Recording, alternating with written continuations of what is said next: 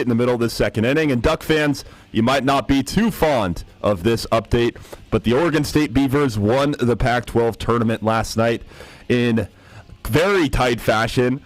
There was a heave at the buzzer by McKinley Wright that was off the mark, and Oregon State punched its ticket to the big dance. It is expected that 5 Pac-12 teams will be in the NCAA tournament, with Oregon, USC, Colorado, and UCLA as well. But Oregon State had an improbable run, 3 straight wins over all 3 of those teams, or 3 of the 4 of those teams, I should say. They beat UCLA, they beat Oregon, and they beat Colorado for the Pac-12 title. Warith Alatishe won the Pac-12 tournament player of, or the tournament MVP, I should say. But that's going to do it for our Sports Desk update. We'll get another one in the middle of the 6th inning. I've been Sean McPherson. Let's get back to Jane Sanders Stadium with Jordan Brenner and Bill Breaker. Thank you. Break for now. Let's get back to the action here on KW. Thank you, Sean. Thank you, Ryan. Roulard, that is. Yeah, Ryan. Roulard on the ID. Back for the bottom of the second inning, McGowan swings at the first pitch against Alcantara and fouls it back to the screen. McGowan is the DP today. She's starting to get it going a little bit at the plate. A double in the 5th inning yesterday. Also reached on a hit in the 1st and an error in the 4th. And in the first game, she did slug a 2-run home run to left field. 0-1 is high and tight. Called a ball. It is 1-1. McGowan with a hit here would climb over 300 for the season. She has 11 runs batted in as well. 1-1 to her. Dropping below the zone low, 2 balls and a strike. That first inning, Oregon, they did put together 2 hits, but a base running blunder got the Hornets out of the inning. 2-1 in the air, opposite field. That is going to carry the concourse and head to the University of Oregon outdoor area, or outdoor program building. Quick comment on the Pac-12 tournament. Selection Sunday is today, if I'm not mistaken. Yeah. Sure, we'll get an update on that in the 6th inning, unless the show's later. I think it's later. We'll see, though. 2-2. Grounded to second. Tough hop for Gresham. Makes it look easy. And tosses to Mejia. 4-3. And McGowan retired for the first out of the second. Great job by Kelsey Alcantara. That first 5 for Oregon is really daunting. And I guess it continues to be tough. Maya Felder is hitting .412, but getting through some really tough outs to start this game and getting some outs for this Hornets rotation and for this Hornets team. Felder attacks the first pitch high in the air, out of play, and into the seats.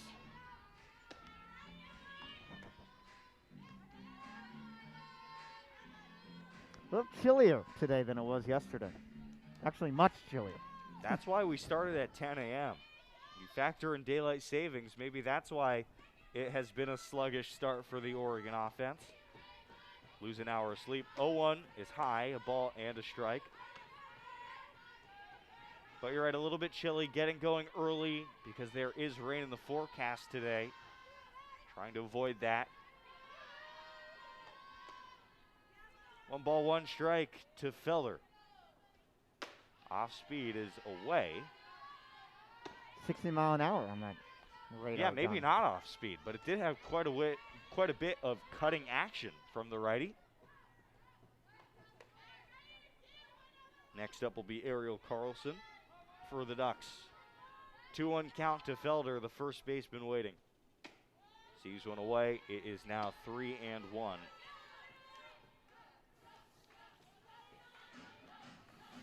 You know, we always mention how good Melissa Lombardi has been in the transfer portal when it comes to the rotation, right? You get Jordan Dale, you get Samaria Diaz, you get Brooke Yanez, all via transfer.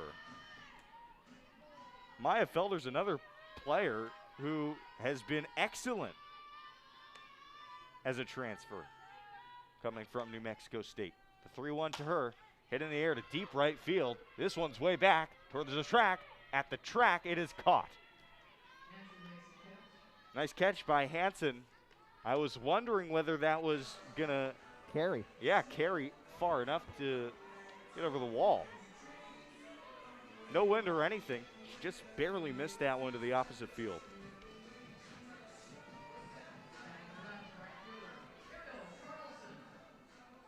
Here comes Ariel Carlson. Carlson's hitting .214 this year, has 3 runs batted in. Swinging at the first pitch, as many Ducks have, and fouled it back to the screen. So you mentioned we saw the resurgence of Ariel Carlson, the Eugene native, back into the lineup. Last time she started, March 7th against Portland State. Yep, a weekend ago. And she got a hit and an RBI against Boise. 0-1. He's on the edge and called a strike, 0-2. You know, Oregon's offense against Sacramento State, they did get 2 in the first, but they didn't really get going until the 3rd inning when they saw the starting pitcher, Bertuccio, a second time through. So 0-2 glides outside. Now it is 1-2 to Carlson. And maybe that's what we're seeing here. I think once this lineup turns over,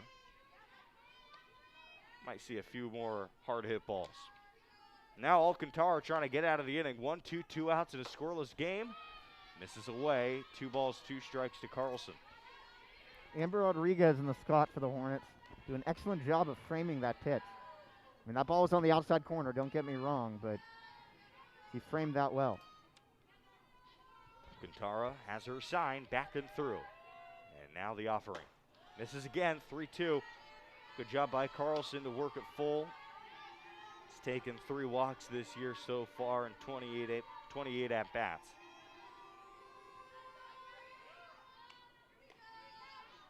Just getting going. Thanks so much for joining us here on KWVA or the Oregon live stream. Payoff pitch to Carlson. Fouled out of play again. Rodriguez is going to have a look, but it does get above the net and out of reach.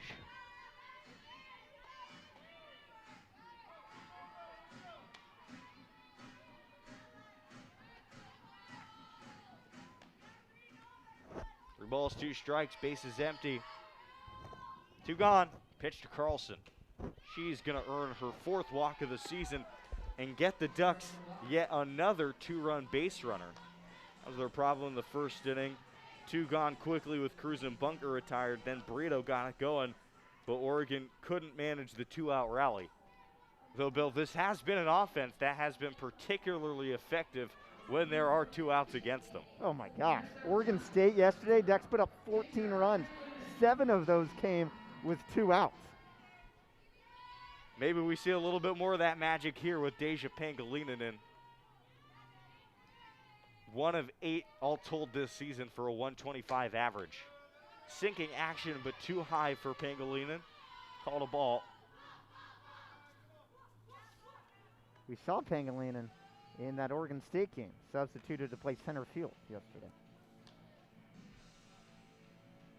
Predicting, Bill, there's going to be a weekend this year when Deja Pangilinan gets enough at-bats to really break out. Last year, that weekend came in Cathedral City, California. Over that weekend, she breaks out with some multi-hit performances, and then in the last game of that weekend against Northwestern, she goes 2 for 2, scored a couple of runs. In the 5th inning, she had this high fly ball that went down the right field line. It went into the corner, and I realized that's probably not a game too many people watch, but from right field there was an overthrow to left. From left field there was then an overthrow to right. Pangilinan, meanwhile, was not aware of any of this, kept her head down, and went all the way around the diamond to really put away that game, and that was Oregon's only ranked contest last year. Here she sits in for the 1-0 and swings for the fences, but doesn't get anything. And it's 1-1. What do you think Kelsey Alcantara was told in that meeting? Not too much of a jam yet, but if you can get out of this first time around the order, you're in good shape. 1-1. Here it is. Runner goes. Pangilinan hits one in the air to right field. Not a threatening fly, and Hansen puts it away. F to 9.